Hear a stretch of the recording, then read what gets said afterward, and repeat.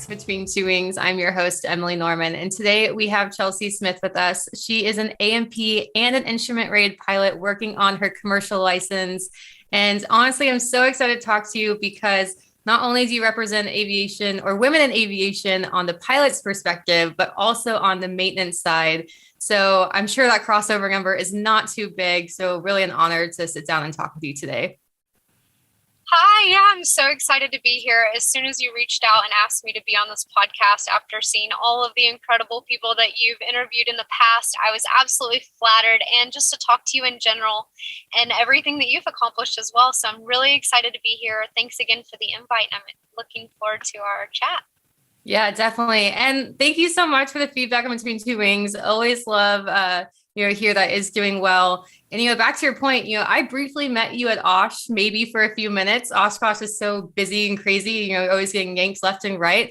But it is really good just to sit down and chat with you, especially as we're a little bit of the minority in this, industry that we both love. And there's just so many things that I think we can bring to light. And you can also teach a lot of us pilots as we continue this conversation.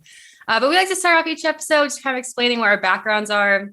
I've got my Piper Warrior behind me. This is actually from annual last year. And I will admit that I am the pilot that, shows up, hey, mechanic, here's the plane, wait for my dad to pick me up, go back and then wait to get that text and call that it's ready. Kind of same situation, pick it up, fly it home, not a lot of interaction. But, after talking with you a little bit before this interview, following you on social media, I realized that there's a big missed opportunity there for me to learn more about my aircraft and just become a safer pilot in general. So yeah, that's kind of my background in a nutshell there. So as soon as you started talking about that, all that was going through my head was the way that I always encourage owners, when you check your airplane in on annual, if you have the opportunity, asking the mechanic if you can do a partial or even a full owner assist annual.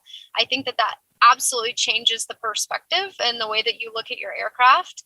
And, there's so much that's happening 4 inches in a firewall in front of your toes. And when you can dive in on that maintenance while the cowling's off, and even if you just learn how to do an oil change and then you use your private pilot's license to its full ability and start tackling the preventative maintenance side in part 43 of the regulations and doing stuff like that on a regular basis, you will have such a different relationship with your aircraft. Your pre-flights will become different. Everything that you approach on the flying side has a new light when you start doing some of your own maintenance. So I'm really excited for you to do that when you drop it off this year. Yeah, definitely. Unfortunately, that's coming up so soon in the middle of when my instrument training is getting really exciting. But, in aviation, there's always something that comes up to prevent you from doing that next lesson and all that stuff. But I think just now you touched on a lot of really great topics, and we're really going to dive into that here in a little bit. But before we do, gotta ask what you have working behind you. What you got an engine there? I see some tools and parts. Tell us about that. So right behind me is actually an M14. It's a Russian radial engine. It's a very unique engine. One of my favorite things that I've learned about it is the intricate detail of the air start system. So in Russia, it bleeds over across aviation. I know tank technology has used it and implemented it. But there's 3 different engines in particular that the shop I'm working at works on, and they all use the air start system. And it is so unique and so incredible to see the technology and how it varies across aviation and different, countries implementing different things. And, when you study aviation as a whole and you start looking at how many leaps and bounds took over during, the tragedy during war times and stuff like that. Mm-hmm. But then you see how much technology spikes during those times and what comes out of it, and just something that you're not used to seeing every day, and then having the opportunity to work on it.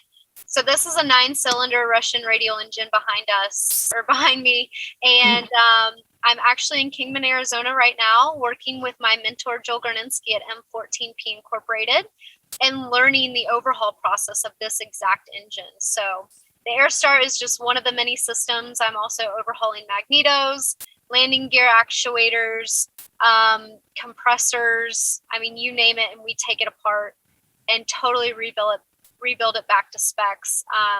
So I'm here for 6 months doing that, and then we'll be headed up to Alaska. So, I've said, even if I don't stick with Russian radial engine overhaul for the rest of my life, being able to apply what I've learned here and just being an organized mechanic, what to look for, how to really service something well, that can be applied across the board to being a good and reliable A&P. And so I'm really excited to take this information and use it, for the rest of my career as an A&P.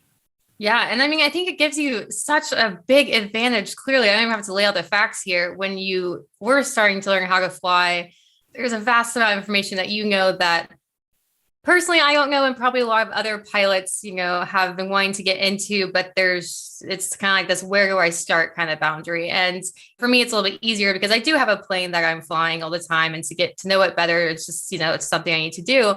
But people who are bouncing around in different aircrafts all the time, it's a different story. But what are some of the things that aircraft owners should be paying more attention to, or should really know? I guess I'm just asking, what do I need to be doing, Chelsea? No, that's a great question. And it's a place that I've personally seen in aviation lacking a lot of additional information.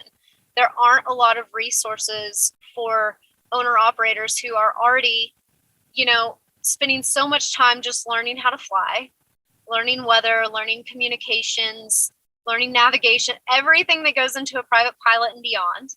And then you tackle airplane ownership, which there is no real instructor for airplane ownership side. Yeah, there's not a how to own an aircraft for dummies book out there. Yeah. So then you're tackling, overhauls and ADs and, compliancy and airworthiness. You're taking on that.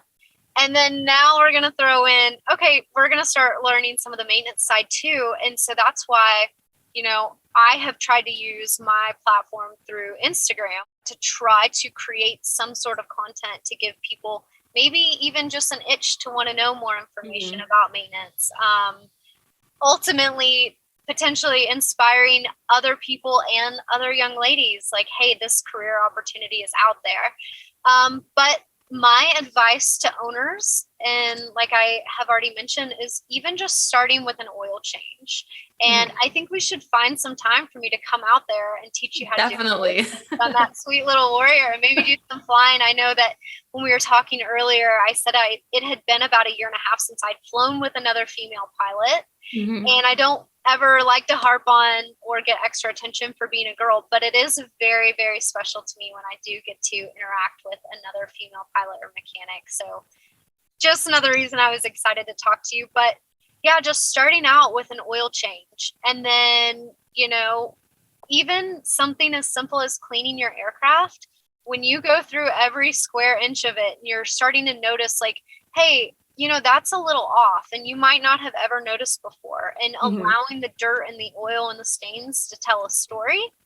And then, you might notice some corrosion in your battery box and come up with your baking soda water mix and tackle that and repaint your battery box. And, there's all these little things that pop up along the way during aircraft ownership, and just maybe not tackling the whole maintenance project yourself, but just able to notice when something is off that you might not have known before. And then that, spirals my mind into thinking about, even as an A&P and a pilot, with the amount of hours that I've had on both sides. I have over 3,000 hours as a mechanic now. It took me 2,000 hours to test for my A&P license through a Part 147 program.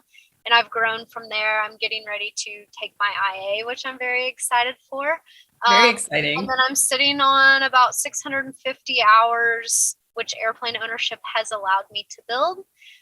But even with that experience, which I know isn't a ton, I'm just still starting out. I could walk up to a plane that I'm not super familiar with, and it could have something that could potentially become very dangerous, and I could overlook it. So it's just getting to know your ship, getting to know, different types of planes and growing as a pilot and a mechanic, and you can't do it overnight. It's just a lot of experience and a lot of hard work, as you know. Yeah, definitely. And so on that point of, in this amazing industry, we get opportunities to do ride-alongs, or like when you come down and want to fly with me, you're not going to just hop in our plane, even though, you're going to grow. You're like, trust me. And like this friendship is formed, you're still going to want to overlook our plane. So like, what's some advice that you give just any pilot who is going to be approached with these situations? Like, what are some of the things that you should be doing just to verify your own safety? So it was the night before my private pilot, or my first lesson for my private pilot. And my uncle and I were standing in the shop, and he's the one who ultimately got me involved with aviation. And he started an aircraft build when I was younger. So he started building a Fokker DR-1 triplane, full-scale replica from blueprints. It's totally from scratch. Everything is being hand built. So it's a very extensive project. It's still not finished. But it's been a labor of love and a journey for him. So there's no rush. But we were standing with that plane behind us, and he got very emotional with me. And all of a sudden the mood shifted really quickly to a very serious tone. And he said, my advice to you and would be to all young aviators, young as in hours, not age, but all new pilots and young aviators, you're going to be enthusiastic and you're going to start getting involved. And then you're going to have opportunities to go up in different planes with different pilots. And you are ultimately trusting them with your life. And you might not know this aircraft. You might not see a situation. And so I held on to that piece very dearly because he was so serious about it. And then the day came when I found myself in a plane that I was so excited to fly. I had never flown with that pilot. I had never flown that type of aircraft. I was sketched out about this plane before I even got in it. I hate to admit, but I was a new aviator. I had just got my A&P ticket and my private pilot's license. We were going to go do some formation with a bunch of other aircraft. And I found myself taxiing down the runway thinking, I do not trust this plane or this situation. This is the moment that my uncle was talking about, and I'm in it. I'm living it out right now. And I was really kicking myself. And then I was looking at everything on the panel was written in Czechoslovakian. I know this guy does not speak Czechoslovakian, the checklist, everything. And I mean, you can tell attack's attack and airspeed's airspeed. And, I had this pit in my stomach. Like, I don't trust this situation. As excited as I was for it, it wasn't right. And as soon as we started, the other three planes took off, and we're finishing our run up, and he goes to 17 or whatever, that 18, whatever the engine was rated for its run up on the tack, getting ready to drop the mags. And there was an explosion, and I'm telling him, like, cut the power, and we got the engine shut down. And this plane, the tires on it were so bad that it blew the nose wheel in half.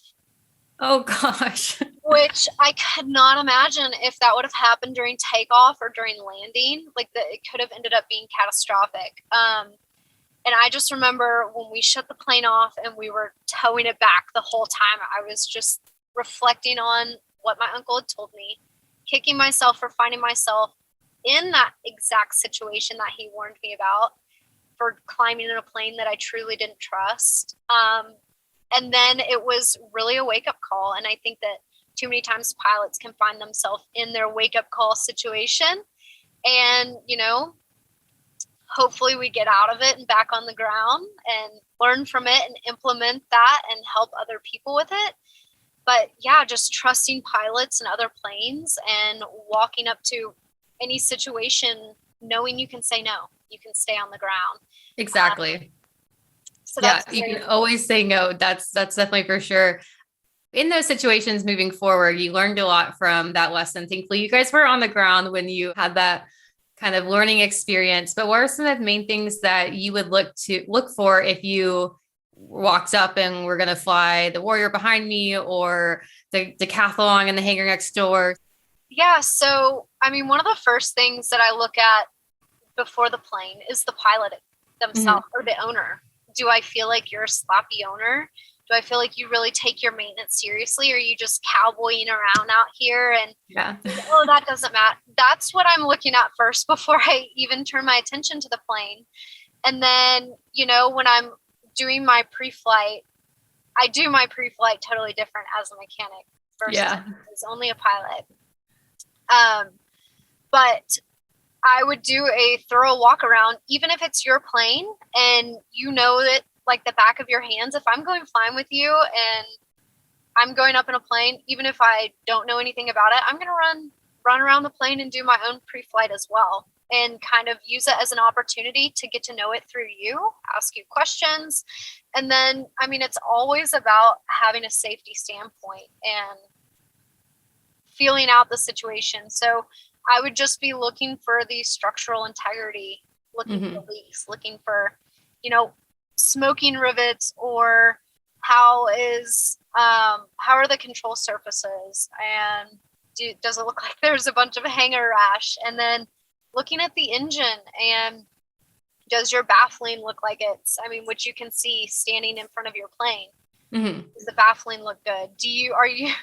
Are you keeping up with all of your oil? Is it a clean engine bay? And then inside, and I'm watching for the use of checklists. And so I'm looking at you, the pilot. I want to shadow your pre-flight and kind of do one of my own, learn more about the plane. And then as soon as we get in the plane, is the interior, does it seem like it's just slapped together so that we can get off? Or I don't know. It's just kind of an overall feeling. And I think it's trusting your gut on that and not just going up with anyone. Yeah, definitely. If you open up the Cali and you see just all this stuff hanging out, probably a no-go situation. But I think it's a good point as well to, you're kind of pre-flying the pilot. Like, what is their approach to, aircraft ownership in general? How are they, taking the pre-flight experience and walk around? Like, is it serious? Is it kind of a joke? Like, like you said, we can get complicit really easily, and it's that constant urge that you have to fight it and stick to those checklists, so you can, continue on and fly another day as well. Yeah, absolutely. Have you had any experiences when you found yourself, getting into a plane or going up with a pilot and you're like, So I haven't, because my father's owned this aircraft since I started training. I've only flown an aircraft that my dad owns, just because he says it's okay, and I passes my initial kind of private pilot knowledge. There's got to be so many things that I'm not thinking about when I'm looking at something. I'm not looking at it the proper way. So I think this conversation is really for me just to learn more, I guess. And I think it's just experience. I don't care if you have your A&P ticket or you have your private pilot ticket or whatever you have. Gaining that real world experience, being put in situations where you have to say no or whatever. I mean, your private pilot ticket is just merely the foundation to grow off of, as well as it's a ticket to learn, like they say, for private and the A&P side. So experience does a lot, but I think that's so special that you have that relationship with your dad and you guys fly together and share airplanes. That is such a beautiful opportunity in life. Yeah, it's something I really enjoyed. So kind of touching on that though, your dad is very mechanically inclined. It seems like, your uncle's building a plane. He's obviously got some experience there. So this seems like a natural fit going for the kind of maintenance side of things, but how did you land on this? So believe it or not, growing up my whole life, I did not aspire to say I was the girly little girl. I was not saying I was going to grow up and be an airplane mechanic. Yeah. But what I was very blessed with was having my dad and my uncle in my life and having them set such an example of being able to tackle maintenance of any sort, not being intimidated by starting a project of that kind. And my dad has always worked on stuff around the house, tractors and bulldozers. He built our house that we live in. So just being exposed to it also having a dad and an uncle and, you know, everyone really in my family being very supportive of, yeah, it's not, you can be as feminine and as girly as you want, and you can also go hunt and fish and join the boys at deer camp in the fall. And, you know, we didn't really have like girl and guy roles in our family. You know, if I showed interest in something, my dad was like, yeah, grab some tools, help me over here. And, you know, that would be my challenge to all fathers out there, you know, teach your little girl as soon as she gets her car how to change her oil in it. And so because of all of those experiences in life, when I was signing up for college, and I knew I wanted to be in aviation at that point. I just had no idea how to pursue a professional career in aviation. And I was just signing up for my basic classes. And when the counselor asked me to declare my major, and I had no idea, I just knew I needed a degree to fly professionally, and I was going to figure it out. When she handed me the sheet of majors and I read down the list, and A at the top, aviation maintenance, and I told her I wanted to declare my major, aviation maintenance technology, applied engineering, and she looked at me and asked me 3 times to confirm, which I had I was like, why is she so confused?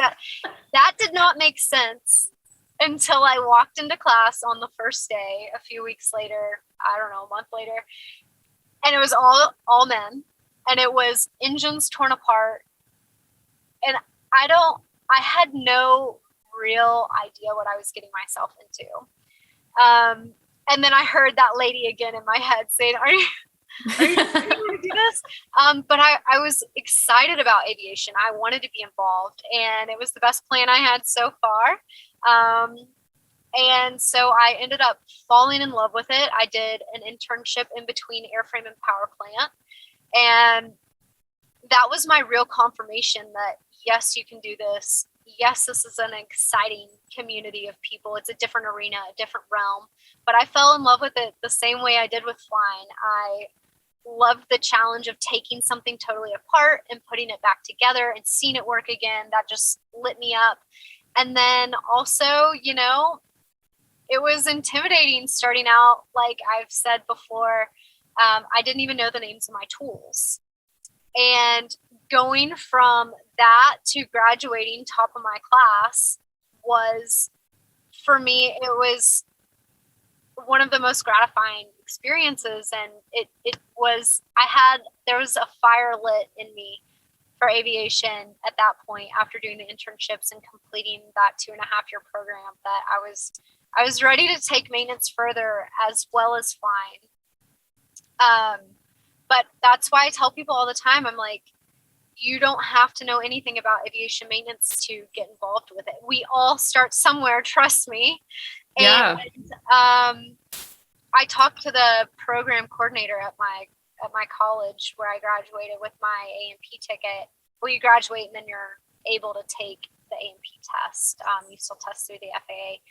But whenever I was talking to him, he said, you know, honestly, I know that you came into this classroom and most of the guys had previous experience to some degree. They were car mechanics or had gotten out of the military and they were here to complete their A&P or whatever the situation may be. They all seem to have already been involved with.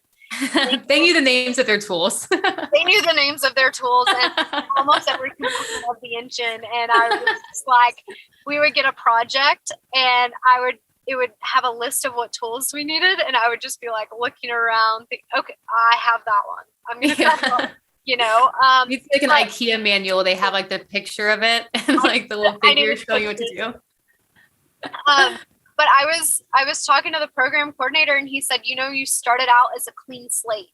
You had bad habits. You were not a sloppy mechanic yet. We got to teach you from the ground up and help you get very organized. And I started seeing that later on as I went into the field or later on in the classes when we started to get to the engine tear down theory part identification stuff. I mean, some of those guys were totally sloppy mechanics. And I got to learn from people that I admire and I loved working with, and I also got to work with people that I didn't really care for their maintenance skill, but it showed me how not to be. Yeah. And so organization is key, knowing where to find your tech data and relying on it. And then just thinking proactively always about the next step, and troubleshooting just comes from gaining experience, but everything else is, you can find it in a book and taking it from there. Yeah. It's just, you have to dedicate that time. And like you said, it's a lot of just, every new situation, it's just an opportunity to learn something. And then hopefully it sticks with you for the next time it comes around. It just comes that much easier. So before we go, I know, you said you've been trying to post a lot on social media, bring to light some of the things that you think can really help pilots. And a few weeks ago, you had a post that was talking about how we're all test pilots, kind of specifically, that post-maintenance first flight. Just go into that for us a little bit. Yeah, so I wanted to shine some light on when we throw the cowling back on and that plane heads out for its first flight after anything has been done with it. Mm-hmm. Whether it's an entire engine swap or overhaul or an oil change. Having the test pilot mentality. So I would never sign a plane off with my license or watch anyone else set a plane off that I wouldn't put my family in the back of. That doesn't mean that I should put my family in the back of it the second it comes out of the shop. Mm-hmm. So just getting in the plane, making sure it's a day VFR local flight. We should always be briefing an abort point and have a bailout plan in the back of our mind, but let's keep that extra heightened post-maintenance. And then just going over everything. If the cowling was off, run your hand over the cowling. Grab every component of it that you can reach and make sure that it feels secure. Make sure nuts were tight. I can't tell you how many times. That's why I don't care if it's your first day on the job as a mechanic and it's someone's 40th year in the shop. If they get done with work, it doesn't matter who's in the shop. And if it's my first day or not, like I will check their work as they will check mine. Mm-hmm. But just stuff can get missed. Pilots are, exposed to hearing about fatigue that can play a huge part, or distractions. Mechanics can be subject to the exact same influence and external influences that can play a negative role in the quality of our work. So we always put in a lot of effort to check each other and check each other's work. And the pilot should be doing the same thing. So when that plane comes out and you're putting yourself in it and you're laying your life out to climb into this plane, spend a little extra time during your pre-flight and go over everything. Grab stuff, make sure that it feels secure. Look for anything that could still be leaking, anything that wasn't safety wired. Mm-hmm. This is stuff that you don't have to go through an A&P program to pick up on. But you should, if you have the opportunity around an A&P with the cowling off, say, let's go through some of the stuff. Like what do you look for? What's most important in your mind and what sticks out to you? And, aviation, the incredible engineering that's gone on, we have a lot of redundant systems for if something fails or, whatever could go wrong. So it's good to have that, but it's also good to not only rely on that. And so I check for security of items. I check to make sure that stuff isn't left off, which can happen. And make sure that I have a logbook entry, make sure that I've discussed and briefed with the mechanic. And then when I'm climbing in, you're absolutely a test pilot. So I'm going to do an extra thorough run up. And if there's anything that I'm hesitant on, I'm not going to just send it and say, oh, we'll figure it out when we get off the ground. Good luck. Yeah. See back, talk to the mechanic, get their opinion, see if they want to go up. That's one of the things that I see in aviation, that really, I wish that pilots had more of an opportunity in the shop, and I wish mechanics had more of an opportunity to get up in the sky. So that's a bridge that I'm constantly pushing for and trying to help. So see if they want to go up with you. They're going to give you insight about the way your engine runs more than any CFI that's going up with you will. Yeah, better than just sitting there and guessing, that's for sure. And I know you are a pilot and mechanic, but come on down, fly with me my plane. I got a whole list of questions for you after just this little interview, and we can help bridge that gap a little bit between Absolutely. pilots, aircraft owners, and mechanics themselves. Well, I look forward to the day that we can hang out in the hangar together. Yeah, well, I'm so excited for you to eventually come down here to Houston.